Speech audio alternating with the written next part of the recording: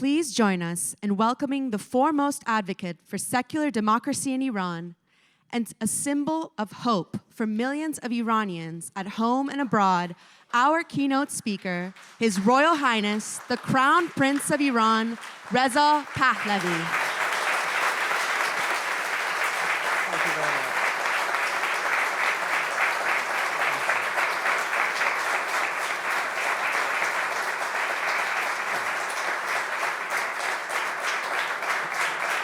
Thank you. Thank you. Thank you. Please. Can you hear me okay? Good.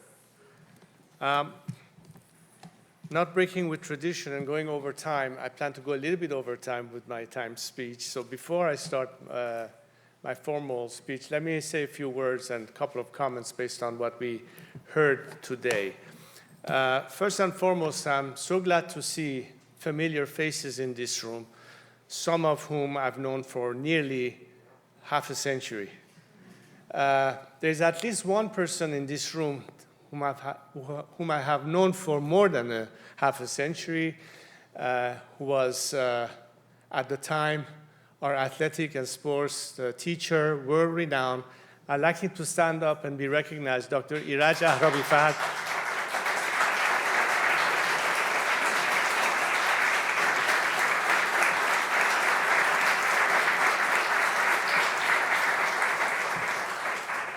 And of course, during the course of the past 4 decades, I've come to know so many other faces who are also here today.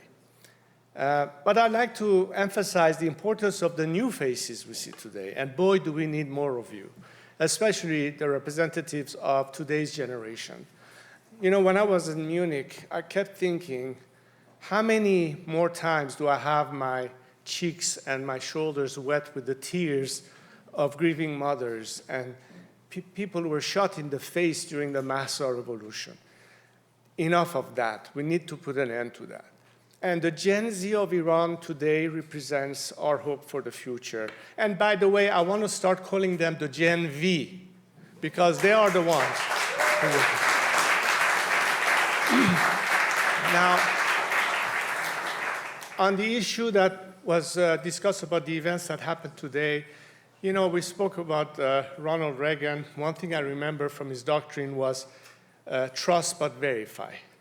On the other hand, you have a regime who basically believes in the principle of taqiyya, which means a way to disguise your true intentions by openly lying about your true intentions. And when it comes to IAEA verification, never mind verify. Can you trust them to begin with? And how much more time will be wasted as a result, depriving an opportunity for the Iranian people to liberate themselves, and yet more tears shed for more victims? That needs to be fully understood. And I specifically am addressing analysts, members of the media, lawmakers, and decision makers. You need to realize that there's been enough time for this regime to show its true intentions, and we know it's certainly not good, it's only evil. And hopefully, we who represent the alternative will prove to the world that rather than getting this regime more opportunities to blackmail governments by taking hostages to barter them for their own existence, we need to put an end to all of that. So this is an opportunity not to be missed. That's why we're here today.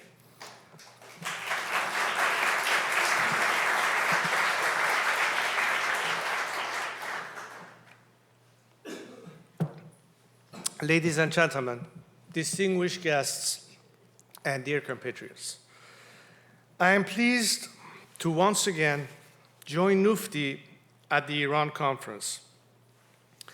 Over the past 4 years, this conference has become more than just an annual event.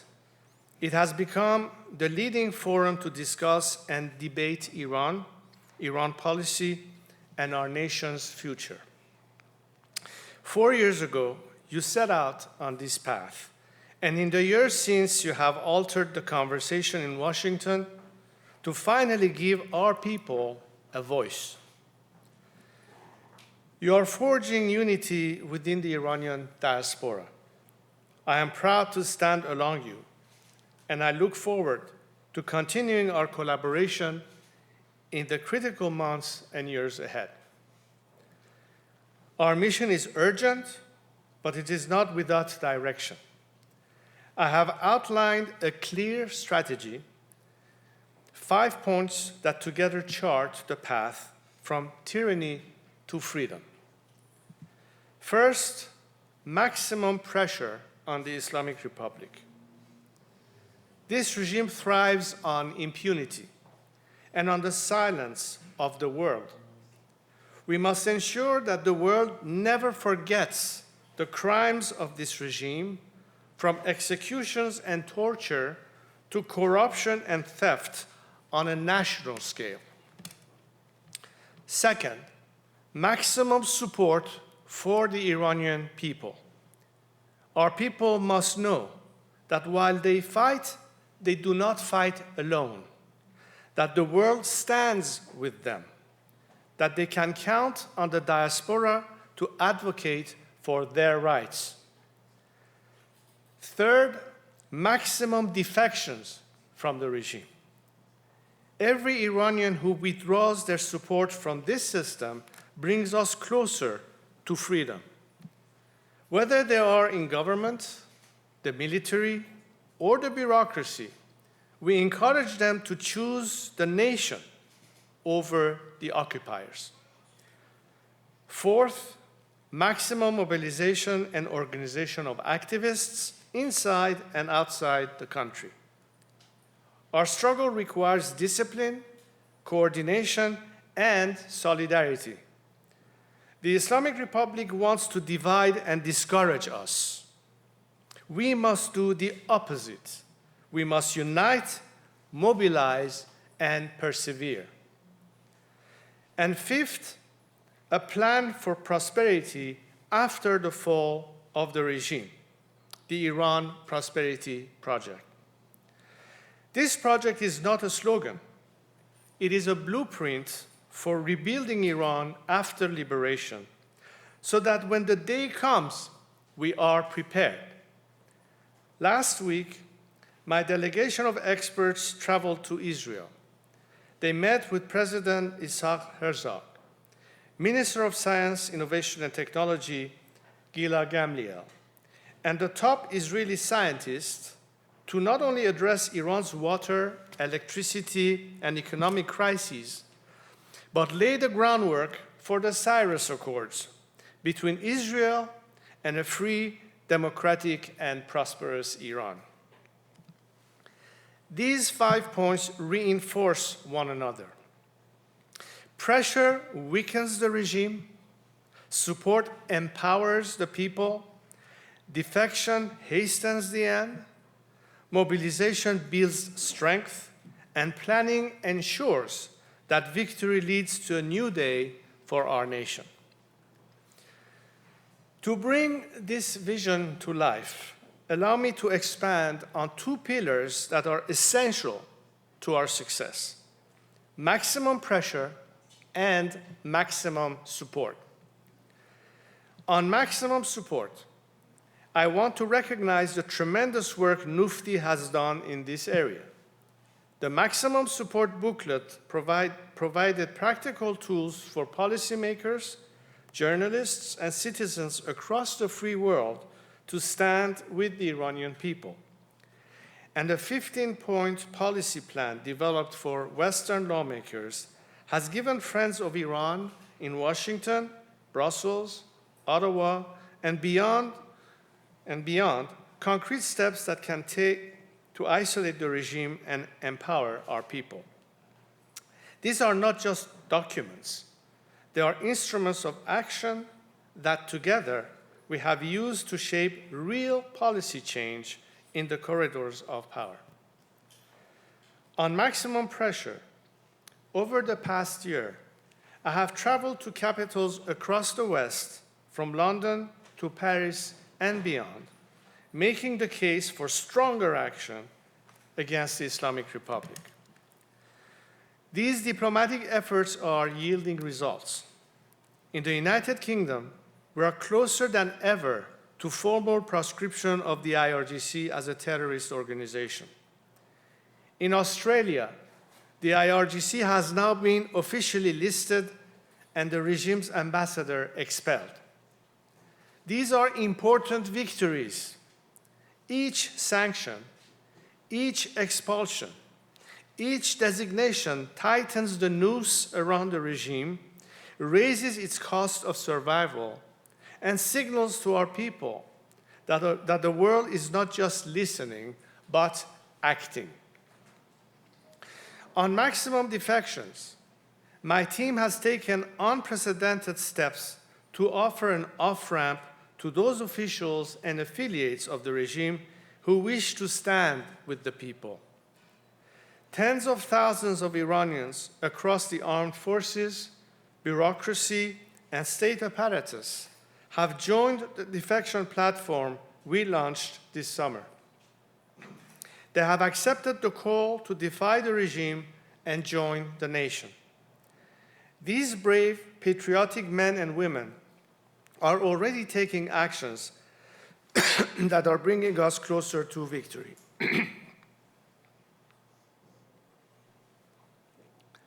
On maximum mobilization, this summer in Munich, I hosted the Convention of National Cooperation to Save Iran, an unprecedented moment in our movement's history.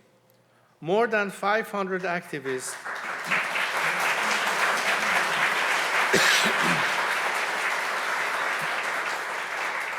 More than 500 activists and opposition groups from across Iran's diverse cultural, religious, and political spectrum convened, connected in a bold declaration of unity and purpose, a clear signal that this struggle is no longer defined by the past, but the shared future we are building.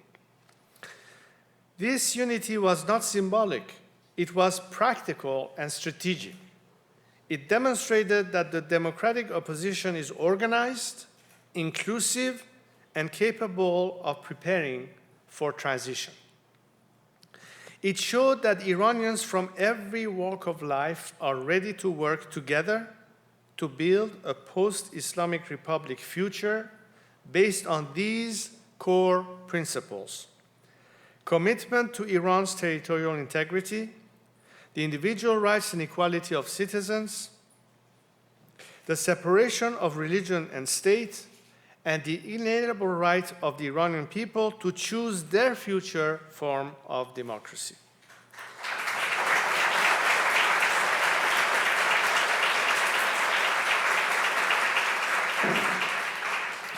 Munich was only the beginning.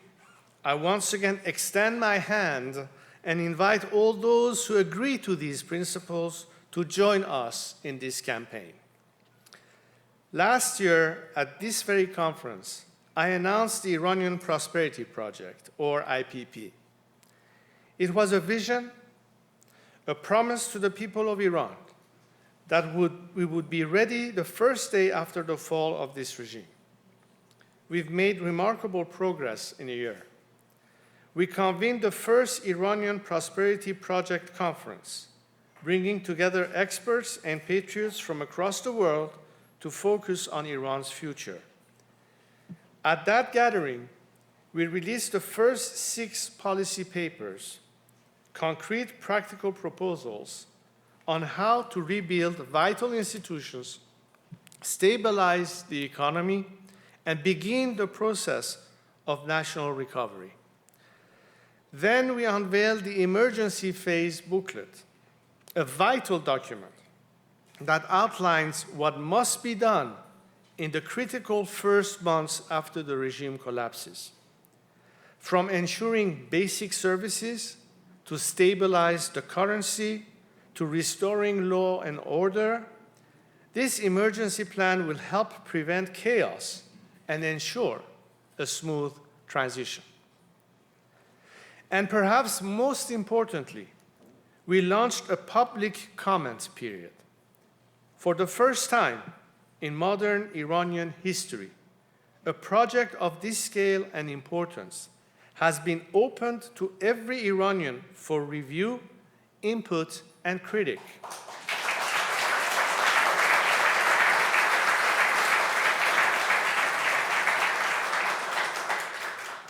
More than 6,000 have participated so far. This level of transparency is unprecedented. It reflects our belief that the future of Iran belongs not to one person or one group, but to the Iranian nation as a whole.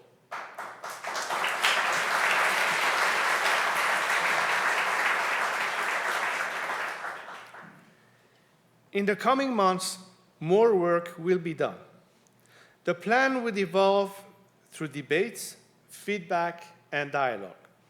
And when the day of freedom arrives, we will already have in the hand the framework needed to restore order and launch a new era of prosperity.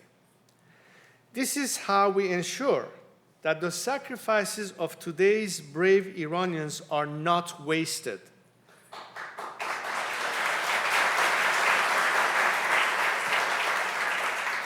This is how we honor those who have fallen in the struggle. And this is how we demonstrate to the world that Iran is not like the failed experiments of the past, but a strong, proud nation rooted in 2,500 years of greatness, ready to return to its rightful place among the nations.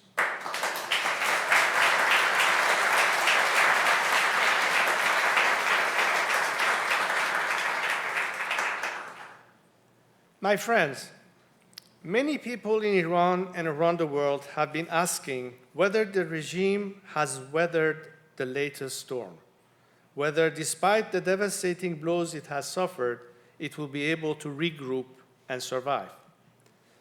My answer to this is no. We are past this point. The only question is when and how it will fall and what will come next. The regime is weak and divided.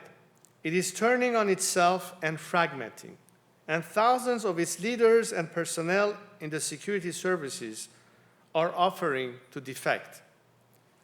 Its proxies, Hamas, Hezbollah, and the Houthis, have their backs to the wall. Assad has fallen. It is more isolated internationally than at any point in recent history. The Iranian people are bravely challenging its rule. Across the country, growing bolder every day. The opposition is more united and determined. Munich showed this, and we have a clear plan and organization. But I want to be clear. While the regime is weak and vulnerable, it will only finally fall if the Iranian people rise up once again. They know the future of Iran is in their hands. My job, with many of you here today, is to make sure the conditions for success are stacked in their favor, and to ensure we have a clear plan for the transition to democracy and economic recovery. I feel optimistic we will succeed, but not complacent. We need to be disciplined and determined. I pledge to fight shoulder to shoulder with all of you until Iran is finally free.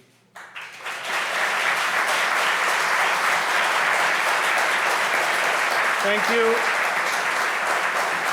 May God bless the people of Iran, and may freedom soon bless our homeland. Thank you very much.